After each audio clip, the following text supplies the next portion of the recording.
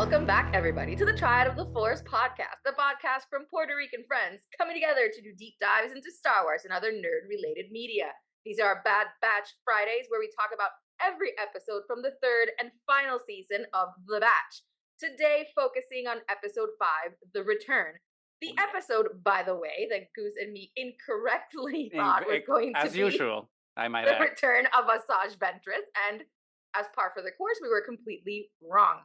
But anyway, before we get started, we're really excited to introduce our guest for tonight, Sean, the Apostate, Roome. Welcome to the Triad, Sean. Welcome, Sean. How's it going? Hello. Thank you for having me. I hope you're not still jet lagged. You were in South Africa. Had how many hours? 36-hour flight to get back It was to home. Yeah, it was 47 door to door. That's intense. But Yeah. it was definitely still jet lagged, but happy to be back. I hadn't watched like a single hour of television in the last 2.5, 3 weeks, so That's amazing, though. I'm catching up. There's a lot of stuff that came out. Love is some of it Blind, Star right? Wars. Love is Blind. I'm catching up on Love is Blind. You know, you gotta like prioritize the important things in life, I think. Yes. So True. Yes. Well, I'm very glad you're on the show finally, Sean. We met in London Celebration.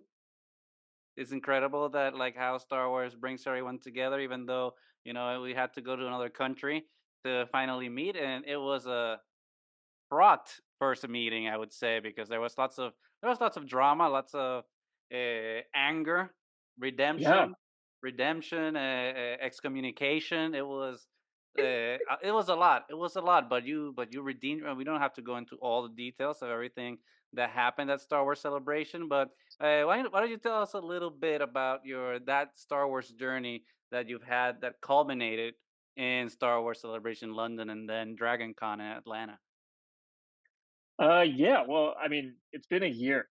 First, I'll just say that. It's wild. It's only been a year. It sort of felt. I feel like I've known you for a lot longer than that. But yeah, you were sort of at the crux of the Apostate nickname, and Yes. there's probably more than one story involved in that would take me ages to tell. But yeah, no. Basically, I've been a massive Star Wars fan since I was a child. My first celebration that I was able to pay for and go to myself was Chicago, Hell yeah. 2019.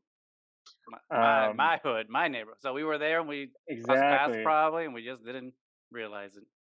Absolutely. So I went to the one in Anaheim, went to London, then we went with some friends obviously to Dragon Con, and that was a whole different sort of side adventure.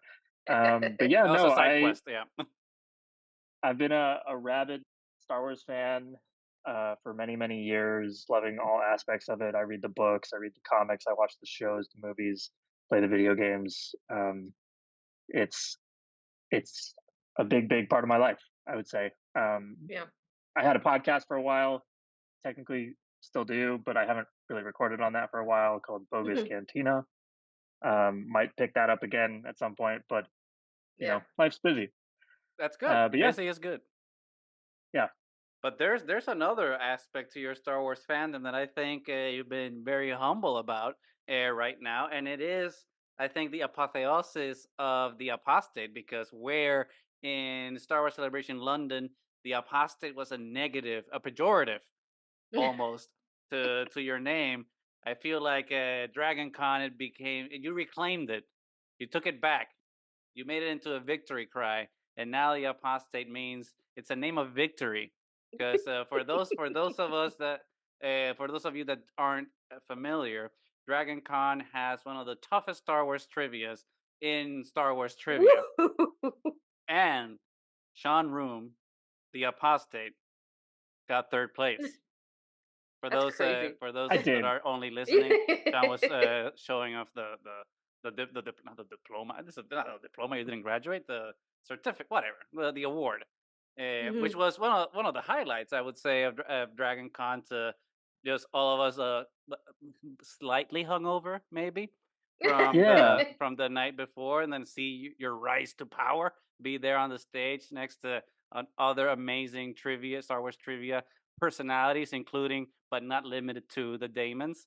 How did that feel? How did that feel to all of a sudden be from the crowd to be on the stage?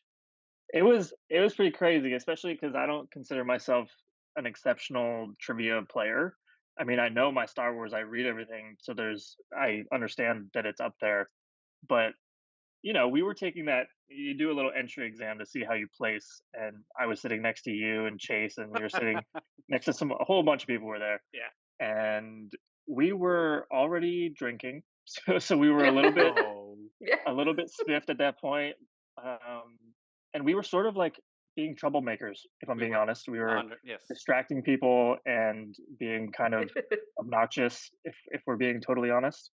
But we took the test, um, and yeah, I was as shocked as anyone. I actually woke up to a whole bunch of text messages from people at DragonCon saying like, "Oh my gosh!" And even Eli, our friend Hmm. Eli, who does a trivia In a competition galaxy, called yeah, Epic our friend. Confrontations, exactly. He texted me as well saying like, "Oh my gosh, you're on the finalist list." So that was pretty Wow. unreal to know that I was going to be that evening on the in the final 10 or however many people it came down to. And I was proud of my performance even then. I missed some really stupid questions. I missed I uh must. It is, but it's not about the ones you missed because it's about the one you hit that I'll never forget. mm, You got the neither will legacy I. run. You got the legacy run, the disaster that kickstarted the High Republic books. You got, and Alex Damon, trivia champ, did not get it, and you did. He literally did a short on that today actually I know. about I the saw it. I legacy saw it. run. But I was sitting right next to him and I was tapping him during the trivia because I knew he knew it. He did know it. It just wasn't coming to his mind. Hmm. But it Yeah. was a good feeling to get one that no one else on the panel got. That was rare. But I also missed one that everybody else got, which was about General Beers. So your brain does weird things up there. You remember Hmm. things, you blank on stuff. Yeah. It's a humbling experience. Well, you don't have to be humble when you are a champion, or or as a gym teacher would say, a second loser. Yes, I was the Yeah. second loser, but maybe next year I'll be the first loser. Try Goals. to improve. Goals are For the important. win. But yeah, I mean, but enough of our shenanigans. We've gone into many shenanigans. I'm sure we'll get into many more in the coming conventions and Mm. hopefully in Tokyo. But we're here to talk Bad Batch. I mean, and by the way, before Bad Batch, I just got my Black Series Sabine Wren Of course you lightsaber did. That's pretty because of sweet. course I did. It's Yeah. like boom, Yeah. motherfuckers. Yeah, green Yeah. lightsabers, Mhm. best Yep. lightsaber color. The lighting looks really good on that. Yeah, it does. It is. It is. It's worth every penny. And this is why I'm 35 and not married. Keep that in mind. Is Keep that that the in only mind. reason? The only reason I'm willing to talk about on on this podcast about it. I'll text everyone later, I guess. Uh-huh. But yeah, the return we were supposed to get a Sash Ventress. Obviously, we didn't, and it's today's Katrina Dennis's birthday. Our good friend. So happy birthday, Katrina! She was supposed to be on this episode way back when, but then she had messaged us being like, "I don't think you," because she might or might not have gotten screeners to the Bad Batch. So she messaged me being like, "I don't think you want me for that episode." I'm just Yeah. like, "Oh, read between the lines, shuffle things around." So I think we know which episode Sash Ventress is gonna Let's show see if up. we get it right. So we'll see if we get it right. Otherwise, we have to Yeah. reschedule Katrina again because she is Yeah. the number one Sash Ventress fan. So she must be with She us. must. Yes. So we had, instead of Asaj's return, we had a different return, which I thought was a maybe more poignant in a way. So let's just dive right into it. Nani, what did you think of the return? Yeah, now that we know what's going on in the Bad Batch, I think it would have been really premature to have Asajj Ventress already here in this episode, especially with what we were getting from episodes 1 through 4 and this great redemption arc that Crosshair has been in, and now we actually get to see how he's kind of trying to reinsert himself into the Batch, and how it's a difficult process because even though Omega is so willing to forgive him, and obviously she also had the experience of being incarcerated with him as well, um Omega wasn't with them, for Mhm. however many years it was that they were soldiers together. So she's actually kind of has an easier place to be forgiving from, Mhm. as opposed to Hunter and the rest of them who were with him so much, and the betrayal was so much stronger for them, and especially for Hunter, because I feel like Wrecker was a little bit more. I'm just happy you're back. Like with the batch is getting a little bit more back together, but Hunter was very resistant to Oh, it. yeah. So to see how those interactions happened, and the fact that it was set in, Barton 4, where Crosshair finally realized what the Empire was truly about, I think it was really full circle for his story and for, continuing the redemption, because I don't think it's over. It's basically just beginning, but it's like the first time that we really get to hear him say that he regrets what he did when he Mhm. decided to stay with the Empire and abandon his brothers. So I think all in all, it was a good, still, kind of episode of the week episode, because we know we have like the mission and the monster and all these great action things, but there's still so much great character development, and it I feel like there's just not a moment wasted so far this season. So I really enjoyed it. Sean, what about you? Yeah, it was a great episode. I think it was a very important one. Mm-hmm.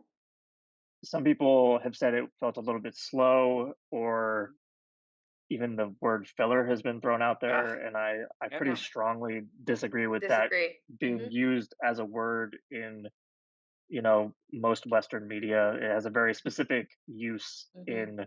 in Japanese anime and manga culture that is Yeah. very specific to that. Yeah. Um, but it's just not filler. There's some really fascinating character stuff happening here, specifically around Crosshair's Mhm, return mhm, to the Batch. And if anything, I think that it was a pretty expedited version of that. We mhm, got from the beginning of this episode sort of the first real interactions between Yeah. Crosshair and Hunter and feeling that tension to the end of the episode. It certainly, the book isn't closed and they're not, Yeah. running off into the sunset happy go lucky, but they've mended a lot over the course of Mm-hmm. 20 minutes. So Yeah.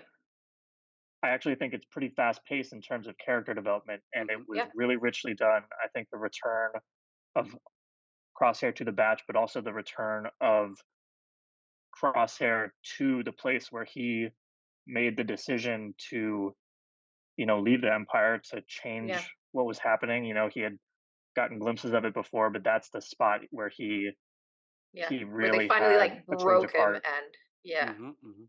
Yeah, and Yeah. my one complaint is that we didn't see Lieutenant Nolan's body lying there, Ah, you Yeah. know, as a reminder to all about mhm, how much of an asshole that guy was.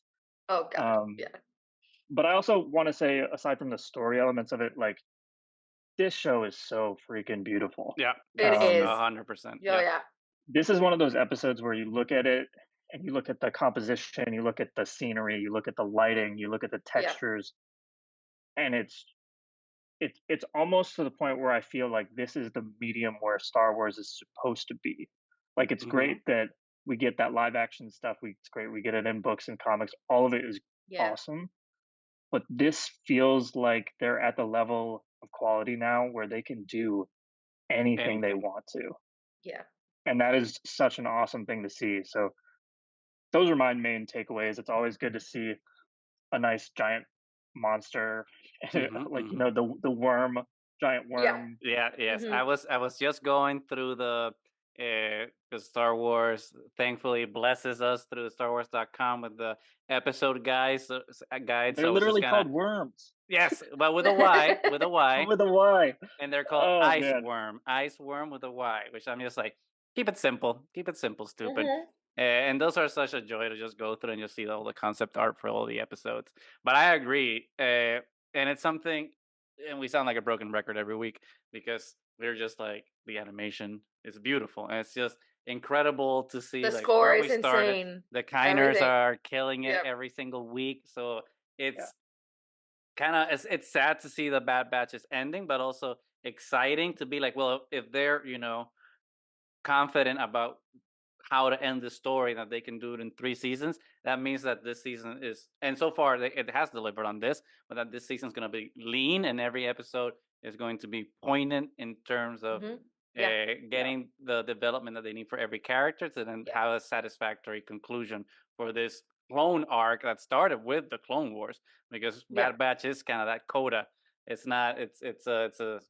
I mean, obviously it's a spin-off from the Clone Wars, but it's kind of a sequel of sorts as well. So it bookends Yeah. that story, and I think it's going to do so very well, because the intentionality of all these episodes are uh, so well thought and crafted. Because I can just imagine the writers, while they were doing season 2 and then they did the Outpost, I can just imagine them being like, Yeah. okay, this is what we're Yeah. gonna We set have to up go back. in this Hmm. episode, so that we can, finish that Yeah. moment in the next season, because Mhm. it's so well done, and I hope that that's true.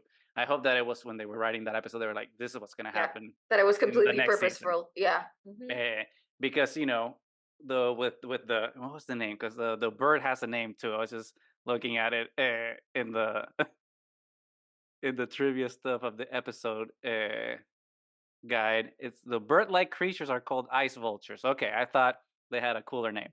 But yeah, when he sees the ice vulture in the outpost, and then the first thing he sees when he comes down of the Yeah. ramp is the ice vulture, and it's like, ooh, that's you're doing such Yeah. a good job, Star Wars. But before, like, I get into like all the symbolism of the episode, which I thought was really really clever, I have to put the question out there for everybody. This episode came out obviously this week, and then this week we also got Dune Part 2. And what's Dune known for? A sand Yeah. hot planet with sandworms. And then Hmm. this episode is a cold snow planet with With ice an ice worms. worms. So it's the mirror of Dune. It can't be a coincidence that this episode released the week that Dune Part 2 came out, and we have like the sandworms and then the ice worms. Please please join me in the conspiracy theory that Lucasfilm was just like, yeah, drop the worm with the worm. I I don't know, man. It's Yeah. one of those things where the force works in mysterious ways, and so I am actually leaning that this was just a crazy, Coincidence, weird I think. coincidence Yeah. because, like, the timing of it all, like the way that they would have had to prepare that and like wait until they knew that the Dune thing was gonna happen and get delayed at this point and like line it all Yeah. up. It seems a little bit too good to be true, but it is wild. It is pretty crazy Yeah. that we have that. I saw a lot of people calling the worm Snow Halud, Oh my god, ripping on the name of the worms from Dune. But Yeah. it's one of that those would have been things awesome if that we had Javier Bardem voice a character in this episode. How's it going? like Javier Bardem voices one of the other clones Yeah, that yeah. didn't die and like Uh, comes out and talks to them. That would have been pretty wild. Super non sequitur. Nani, have you seen Dune Part 2? I have not. I Okay, have not either, by the way. Hmm. you just rewatched the first part, I Sean. rewatched the first one. Yeah. And obviously, Nani, you watched the first part because we talked about Yeah. it with Josie last I year, I actually guess. wasn't there for that conversation No, because I had no. something. Yeah, I wasn't there, and I Oh hadn't yeah. watched it yet. I watched it after, like when it came out on Max or something. I Ah. eventually watched Dune Part One, But and you're obviously gonna watch Part 2. oh yeah, I'm still gonna watch Part Two. I don't know what to really expect. I wasn't a huge fan of the first one. The second one looks better from the trailers, but I don't know. And Husband actually read the books, and he Oh, says the books get like progressively insane. weirder, like super insane. I Like went to at the some point, he Wikipedia kind and of just like, what the yeah. fuck is At this? some point, it starts to get like spin-offs or something, and he's like, "I'm done. I can't. It's getting too weird. It's messing with my mind." Like, And this coming it, from people that want more weird in their stories. yeah, exactly. Hmm. Yeah. So Well, and yeah. we read a lot of fantasy and stuff. So when Hosbando told me like it gets too weird, I was like, wow, it must have been like woo crazy. Well, then you definitely have to watch it, because, and Yeah. this is pun intended, it's Hmm. spicy. I have spicy opinions about this movie, and Hmm. considering how our first episode went, where we talked about the first part, I'm sure that we're gonna have an even livelier discussion about part Yeah. two. But I'll have to watch it. Yeah, that's for later. that's Now for another that's date. for later for hot sandworms and now cold sandworms, which actually, and this is, let's see if this joke lands. I was surprised at how big that worm was, considering how cold it got there. Wow, that's ugh, such a Heyo. dude joke. Sorry, there was supposed to be a female Yep. guest on. That Yeah. would have played a little differently. Yeah, Sean, your masculinity is just making me be like going full Dude, testosterone bro. here. Yeah. Sorry to Oh everybody man. for I that. apologize to everyone for that joke. I thought it was a little more clever. I guess not. Yeah. Sorry. Not so much. It's okay. Well, it You tried. can't be aces all the time. Sometimes there has to be a Yeah. miss. Because if, I- Yeah. if there's no miss, then when you hit Yeah. that home run, it's There's that much more no. impressive. Okay. Um. Anyway, but Yeah. yeah, but I think one of the cool things about this episode was like how great it was. I mean, because obviously these are animated episodes, so a little on the shorter side, probably like 25 minutes. But and we've talked about it before, like they pack so much story into them that it feels like so satisfying. I think this one in particular, even though it was quote unquote a slow episode, I Which I don't think think that it was at all, but like every frame, especially like when they're at the ice planet, which I don't know if there's a name for the planet yet. Barton Um, 4. Look at you! You're gonna win Dragon Con trivia this year. Uh, and if you don't go to Dragon Con, you'll pass the bar. Um, Mhm. uh, but That'll be on the bar, by the way. Oh it yeah, of will, it course. will, Star Wars it will, trivia at the bar. it will. Yeah. It's a Barton 4, Barton Of course, 4. of course, of course. Barton versus Palpatine. Do you remember that Supreme Court decision? Shape the galaxy. Come on. Uh-huh. But yeah, every moment like in that planet was so meaningful and impactful, especially with those scenes with Hunter and Crosshair, because that moment when they're just about to go and fight and like punch each other, and then just the monster just like pops up Yeah. all of a sudden. It's just like, oh man, it's the beast within us. We all have to wrestle with it, and it's so good. So I mean, I could be talking on my own here about like how I felt like all the symbolisms of that fight and the worm and everything, what it meant. But I want to kind of start with you, Sean. Like, what was your reaction to like all those moments between Crosshair and Hunter, and like how the redemption was achieved, like what the worm and the caves mean and everything. Just go ham on this now. Yeah, I mean, I think that redemption is something, obviously, it's a core part of Star Wars. We've been getting Yeah. it for years and years, um, and it's something that is always going to be there. I think it's one of those foundational parts of Star Wars. But I think that there's a lot to be said for characters who do get redeemed in this galaxy, often, at least on screen or in the books, don't have to really deal with the fallout and the consequences of their actions. They usually die right away or they go Hmm. off at the sunset. Whatever happens, they're not there. And this is one of the first times where we get to see someone try to rebuild the trust that was lost. Hmm. Um, Yeah. and he lost a lot of trust. And so it's while the larger plot of the galaxy, we didn't move all that stuff, the larger clone conflict forward all that much in this episode.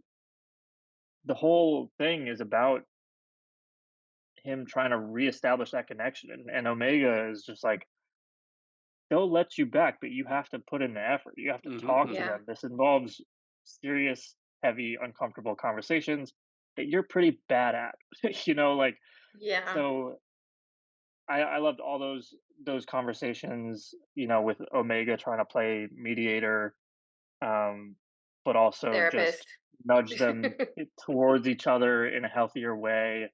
Yeah. I think Echo does some of that too, or at least reassures Omega and the audience that, you know, they want to be friends and be brothers again, so that the pull is there, but they have to Yeah. put in the effort to make it work. And there's nothing that like brings people together than adversity. Hmm. And in Star Wars, adversity often comes in the form of giant creatures. Hmm. Yep. And the worm, the ice worm, definitely proved that. And they had to do their Bad Batch problem solving thing. They Hmm. had Yeah. to overcome really specific niche scenarios that the regs probably couldn't do, but they can Yeah. because they're, Yeah. you know, they're who they are. And so connecting and also the banter that goes on between them as they're trying to run away from this worm. Like at one point, uh, Crosshair shouts to him, he's like, "Okay, I'm gonna try to shoot a hole in the soft part of the ice and the shallow Yeah. part of the ice to let you up in." And Hunter responds like, "You're gonna try?" And he's like, "I'm glad you heard me right. Yes, that's what I said. Yes. I'm going to." Yeah. Hmm. which And so there's also this a testament to D. Bradley Baker and how incredible that man mm, is as a voice actor to be able to just Do all these different characters with completely yeah, different personalities and play against yeah. himself. yeah. Yeah. He's Yeah. I mean, he's a marvel, and there's we got to meet him briefly at Celebration. We walked by Very him briefly. as he was coming out of a room, and we walked by, and I maybe a little bit aggressively asked if I could get a snapshot with him. Aggressively is an And understatement. Yes.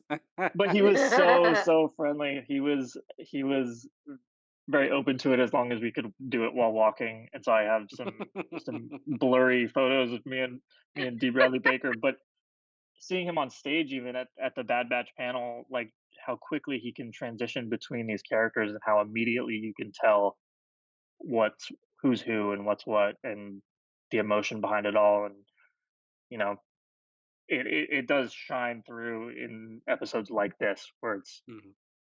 deeper emotional stuff between Yeah. two of his own characters. Nani, what was your analysis like that whole ice sequence as we are gonna start calling it now? The ice sequence. The ice sequence.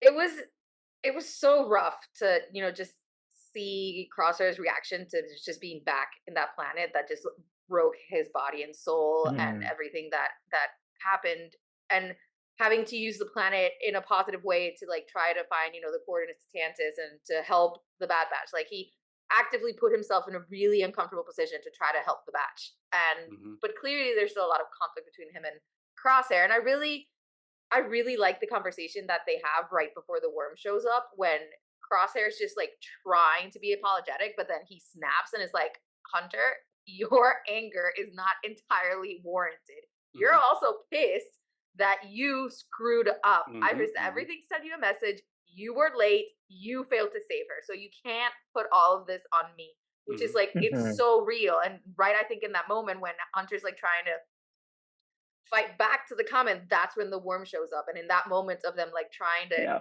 air out their disgruntlement, they're forced to work together.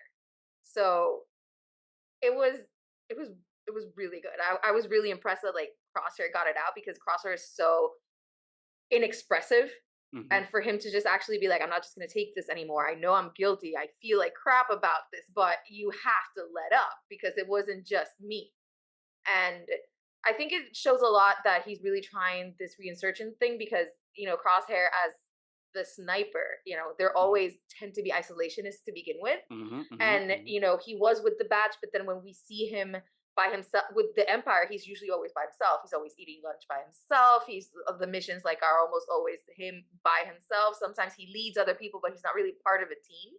Mhm. So it's extra hard for him after like the time that he spent with the Empire to try to be part of a team again. And I think they're doing those transitions really well. And it was really emotional, I thought, and well done. So I don't think it was a slow episode. So I mean, especially like that scene when Wrecker just comes out and he has the box, and then he's like, oh that I never got rid of this. Mm. It just didn't feel Mm. right. I was like, oh yeah, man, the heartstrings. Wrecker's So such a softie.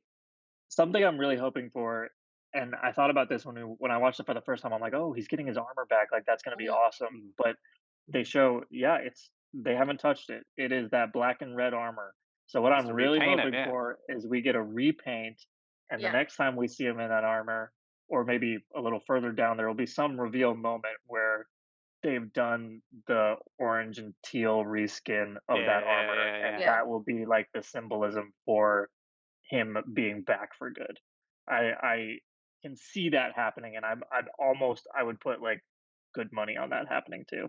Next And episode. that'd be great, I Maybe think. not next episode, but it'll Yeah, happen. yeah. We'll And save that for the bank of responsible speculation to Responsible see if it actually speculation. happens. Yeah. Yeah. That's responsible speculation, I think. Yeah. And Yeah. especially because it was such a sweet moment from Wrecker that's like it just came so natural to him. There's something so great about Wrecker like being the biggest, like more aggressive one, the one to have anything to blow up, but he's still the Right. biggest softie. Let's be I yourself. Yeah. I love Wrecker and I think another really small moment that just tugged at my heartstrings was when they're trying to figure out how they're gonna get the encryption done, and they're like, "Oh, Hmm. it's something that tech Tech would have would done," do. and then Yeah. everybody like falls Yes. silent for a second after they mentioned tech, and I was just like, Yeah. "Oh, tech, Plus, they got the my lighting of heart." that scene too. They were on Oh, Pabu with the sunset, and it's like yeah, serious but also mournful, and it's you can just picture like they wish that Tech were sitting at that dinner table with them, Yeah. and It's just like it's heavy. they gained a brother, but they had to pay the price of losing another one to be able to yeah, gain that one, which is kind of like a heartbreaking thing.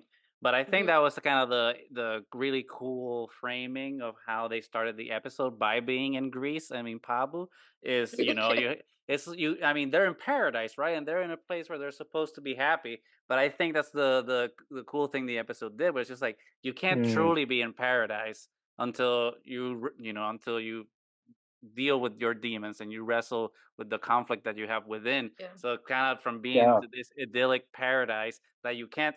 It's very biblical, right? Like Moses can't go to the promised land type of thing. It's just like they can't be in Pabu because they haven't earned the right to yeah, to retire, for lack of a better yeah, word. So they have to go to this inhospitable place to literally wrestle their demons, and their demons is the ice worm. And I thought that cathartic moment was so uh, clever with how Crosshair kind of had his redemption or his moment of healing, and it's literally having Hunter in the hole in the ground. He's in mhm, the depths of his soul in the darkness, and he has to pull him out to the light. It's a healing moment, coming into the light and like finally yeah, being with his brother that he's buried deep in his soul. I thought was such a great, good job. And it goes to what you were saying, Sean, at the beginning, that Star Wars really shines in animation because I feel there's yeah, Mm, a fearlessness that the writers and animators yeah, have with animation, and it's probably because Bob Iger and the suits at Disney don't mess with it because they're like animation, no one watches this, so they can just do whatever the hell they want. And with live action, they're just like, no, no, no, we gotta protect that baby, we gotta protect Grogu, and we gotta make sure that he's marketable. We can't get too weird. And animation is just like just do whatever the hell you want, and yeah, you can sense that freedom in a way that doesn't shine as bright in live action. I mean, there's moments, there's flickers of hope, like in Andor mhm, and some parts of Obi-Wan Kenobi, and definitely what the hell was I gonna say? Um, Whatever, and Ahsoka. Ahsoka. There we go. I was just like, what the hell's that show? Because we got Purgles, goddamn it, and Night Sisters in live action. It's Yeah, just like we're uh-huh. getting weird, guys. But I just hope that it pulls the trigger in live action. But yeah, I don't know if we're in responsible speculation territory yet. What do you think, Nanny? First, I just wanna comment that please somebody tell me you got really, really strong Jurassic Park vibes from this Oh, episode, when like, they were like the trying to mm, pump mm. yeah, yeah, yeah, yeah, yeah, Yes, yeah. yes. we have to The get the Get fact the that they chains. power get to back. Yeah. actually pump it. Oh, Yeah, yeah. So I think there's been some really cool references to other movies like throughout. Like we've gotten some Indiana Jones, and we've gotten this. There's been more than this for Jurassic Park. There's been a few Yeah. things. So I love it also when you add some of those things that make us think about some of our favorite other media as well, and without making it like mhm. too in your face. I remember watching. I was like, "Oh my god, this is so." We have to get the fence back on. Hmm.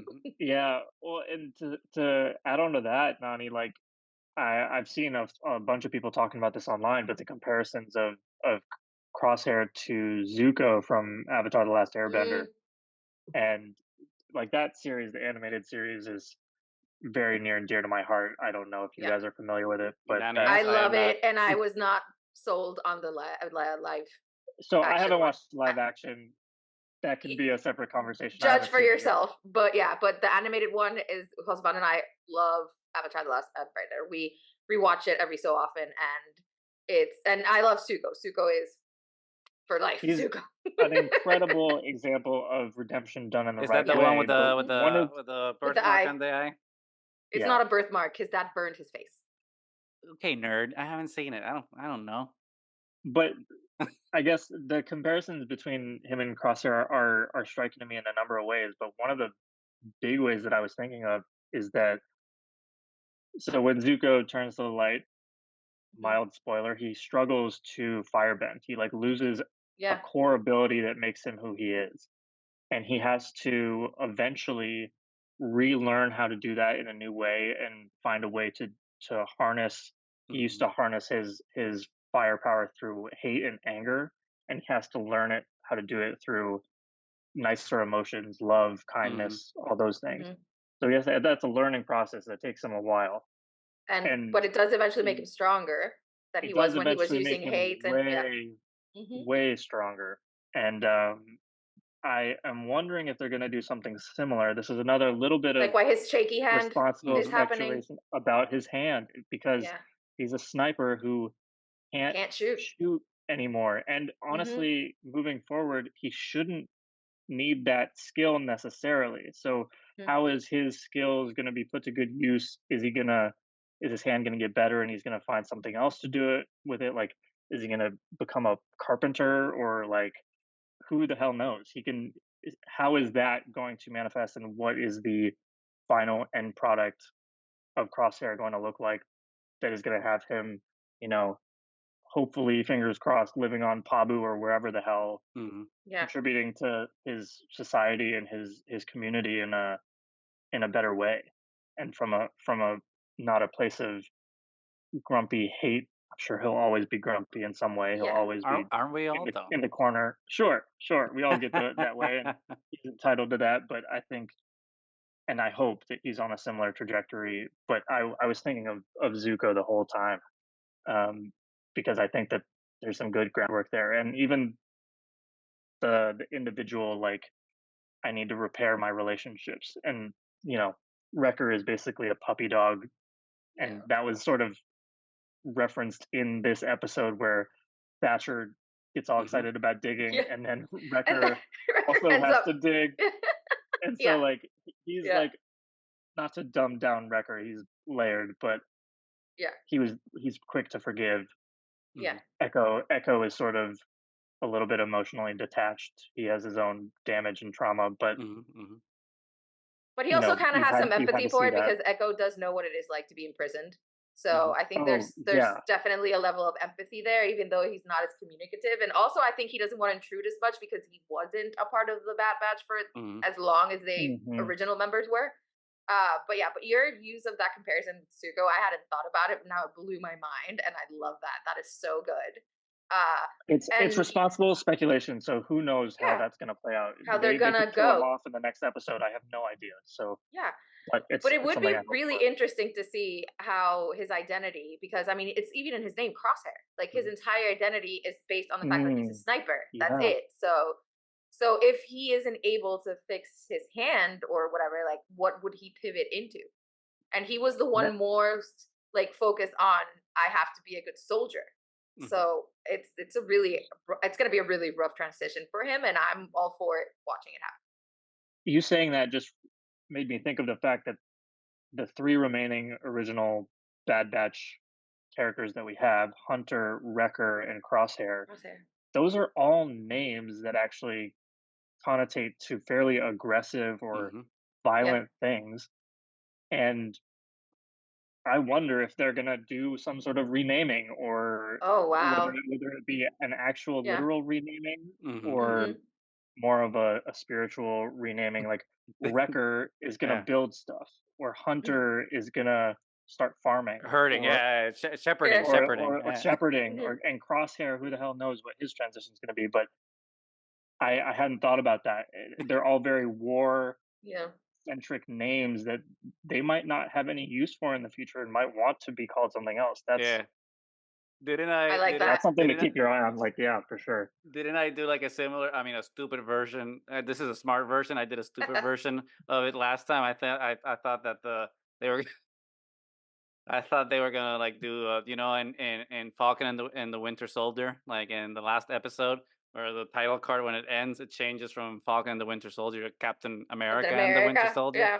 Like Mm, I mhm. was saying on the last episode how they're gonna do from the bad batch is just gonna turn into the good batch. The good batch. That's hilarious. But that's I a very bad version of your very nuanced take, which I Yeah, very much prefer to my very yeah. lame Something attempt. else to Oh, if look they did the for. good batch, I would oh god. That I, was too literal. The gut I batch is way too literal, and it's I like, would die of the yeah. cringe for sure. But Dressed that is in white. definitely something to look forward to in responsible speculation. I think that was very responsible speculation. Who knows? I'll They be should proven hire wrong in a you. They couple should weeks, I'm hire you at sure. Lucasfilm 100%. I can only come up with half good ideas after I've seen 90% of what they've done. I am not the person they want in there. That's good. No, that's good. But it's one of those things, yeah, that it's gonna be very interesting how it follows up because one of the I mean, people say that it didn't move the plot along, but completely disagree because we have Yeah, tech with arms wide open. We have a Echo, sorry, that yeah. comes back, fulfilling a little bit of the tech role. If we're gonna be honest here, which by the way, Emery, she could become the She tech could. on the squad. She wears Hmm. the goggles. She's a Sure. nerd, you know. So Yeah.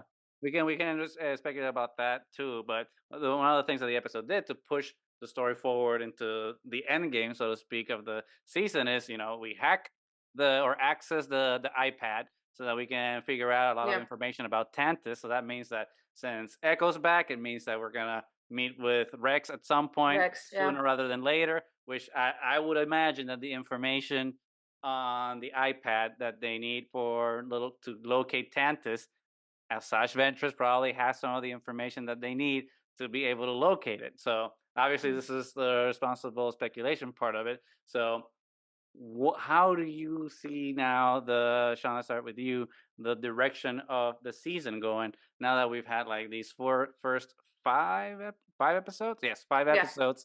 Uh, how do you see this going based on the information that we just had with the return?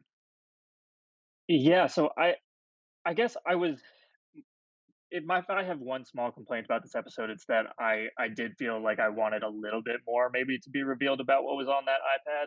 Like I think that the key piece of information they didn't get a location. Mhm. Yeah. Uh Echo has a line about, "Oh, there's actually way more clones in captivity there than we Yeah. thought."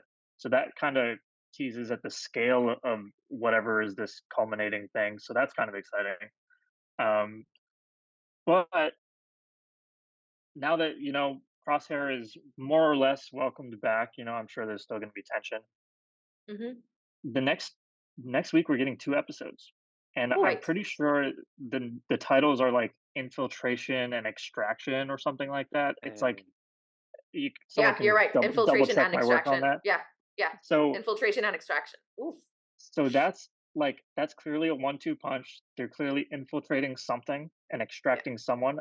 I don't think that's about Tantus. No, Mhm. it's too I don't. early for It's too Tantus. early, It's Yeah. yeah. too Yeah. early, and they just said that they don't know where that is. Exactly. I don't think they're gonna resolve that off screen, but it wouldn't surprise me at all if who knows, maybe they do find that, oh, Rex says, "Oh, like, I think I know who might know Mhm.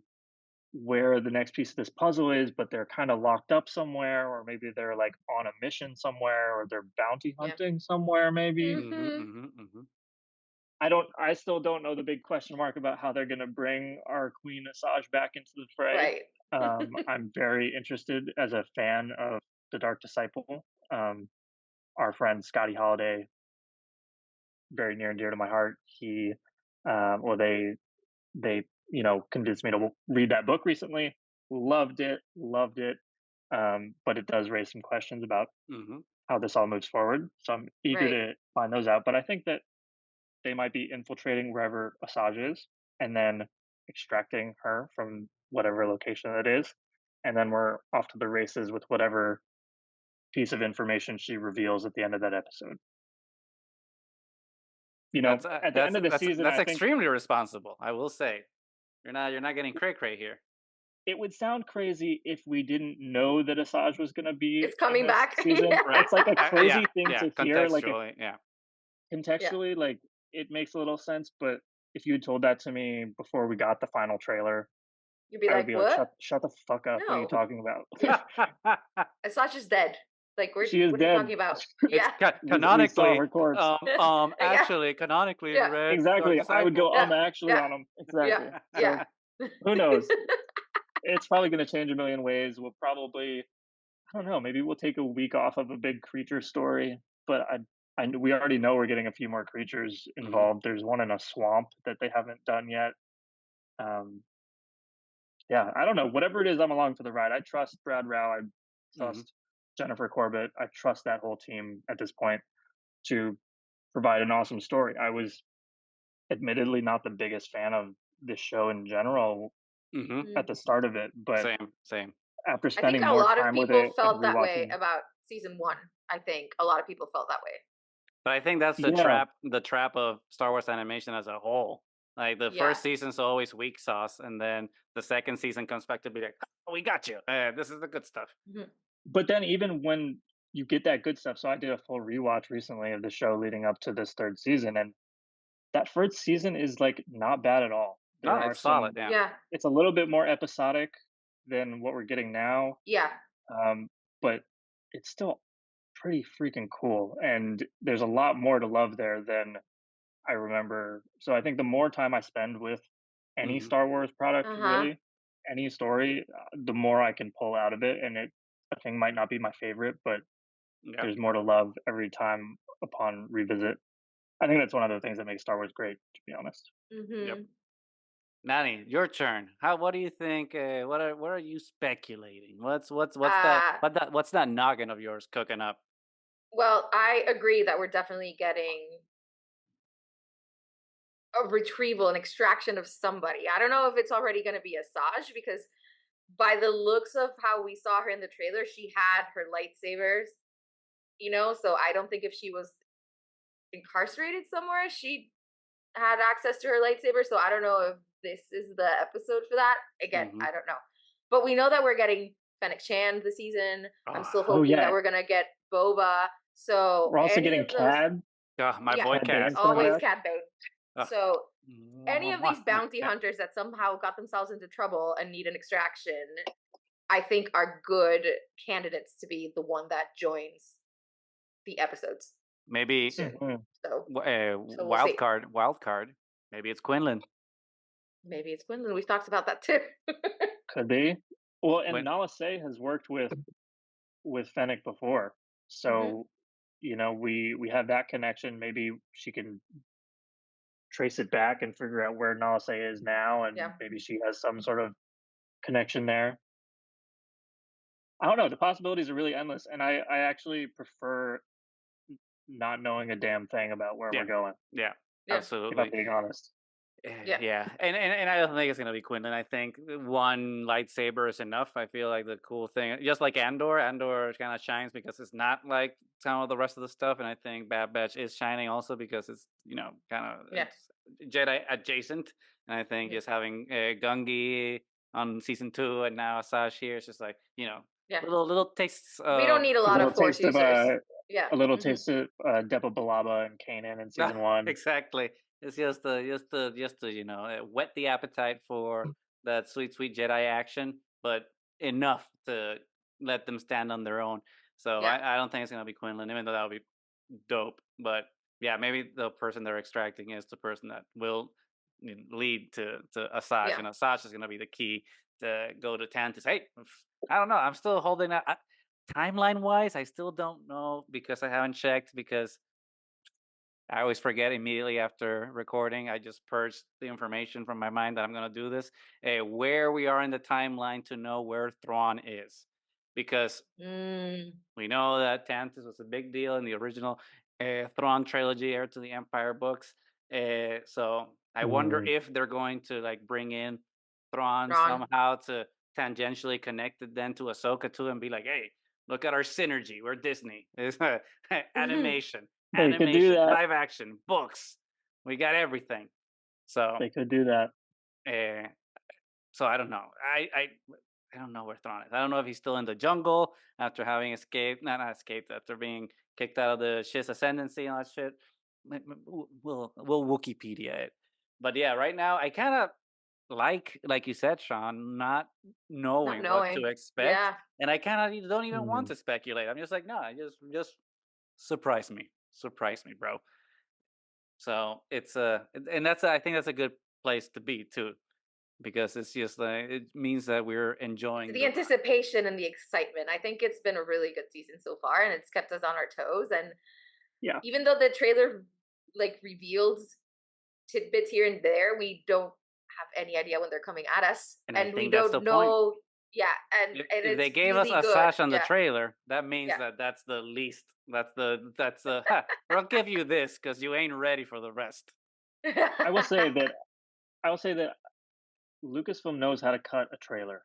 Hmm. Yeah, they do definitely. They Hmm. I have been so pleasantly surprised in the world of trailer culture that we live in now that every time I think like, okay, yeah, the Asajj thing is a reveal. No ways about it. But there were other things that you think are reveals in past trailers that when you look back on, you go like, "Oh, actually, that Huh. was like not the reveal we thought it was. It was like something a little different, or it was like to throw us off the trail a little bit." Hmm. So Yeah, I think that and now there's still things that I'm stoked about seeing in the season, including Asajj, including that armored tank shooting all the rockets on that bridge. yeah. Like, I don't know what the hell that is about, Hmm. but I'm stoked for But whenever we get please, it. yep. I want it as a coolest shot of the Hmm. whole trailer. Um, I'm just getting chills from you saying that. He's like, oh shit, we're in for a Yeah, ride. we're in for a ride. Yeah. gonna get so good. We're eating I well, and wanted we're eating well. Yeah. We are eating very well. I wanted to touch on one other thing that I didn't mention before about this episode in particular, which um has to do with our dearly beloved and you know gone from this reality Mayday, our favorite clone, Ugh, not our favorite clone, but one of my favorite clones. Hmm. R.I.P. RIP, like such an important moment and Hmm. character for Crosshair and his journey. And I think that the return aspect of, Crosshair revisiting the outpost and, you know, Hmm. seeing seeing Mayday and his clone underlings and like seeing their helmets on the ground and then Yeah. organizing them, Hmm. you Hmm. know, like I have here behind me. Like just doing it with a little bit of respect and for Hunter to see that and be like, "Oh, this guy, Yeah. something happened here that's maybe a little deeper than what I understand, Yeah. and he's clearly changed. Something is up with him. He's doing these things that are very on Crosshair. They're not like what he would Hmm. do." And Right. I think it even comes to play when they're dealing with this worm, where Crosshair is like, "I lost someone I care about on this planet." Yeah. As a result of, we I spent time with Mayday in a cave and we had to not blow ourselves up on a landmine and we had to endure the crazy weather. And even though we overcame all these things, I still lost him Hmm. Yeah. to the Empire, which is the thing that made me snap. I am not losing my actual brother Yeah. on this fucking planet. Like, I'm not doing that.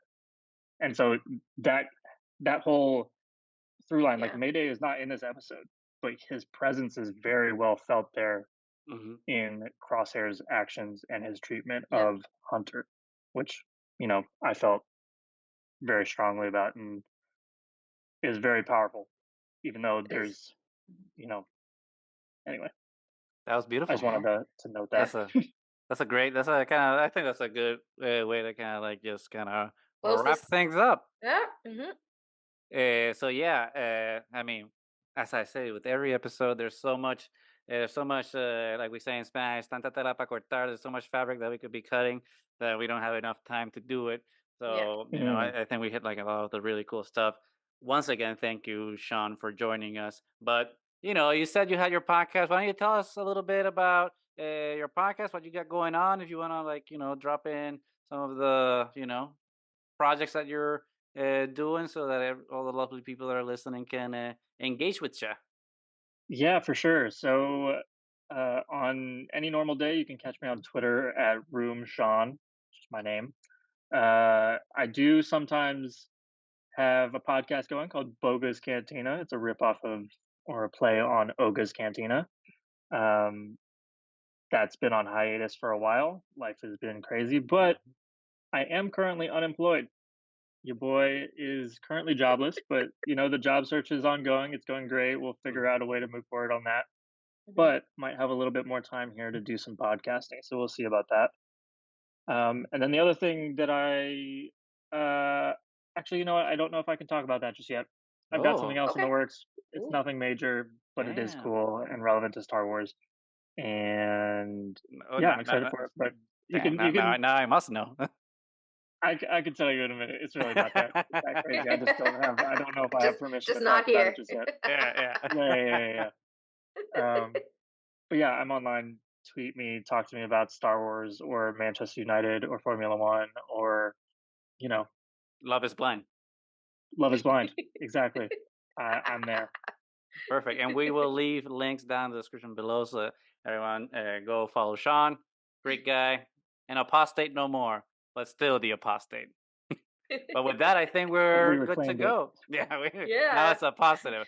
I think we're good with that. I think, Nani, sign us off. We are Triad of the Force. Thank you so much for joining us, Sean. It was a great conversation. We are very much enjoying the Bad Batch. We're only 5 episodes in. We are still in for a ride, so strap on. Mhm. Let us know in the comments if you've been enjoying the Bad Batch so far. If you haven't, like, subscribe. Let us know what you think, please. And until next time, may the Force be with you.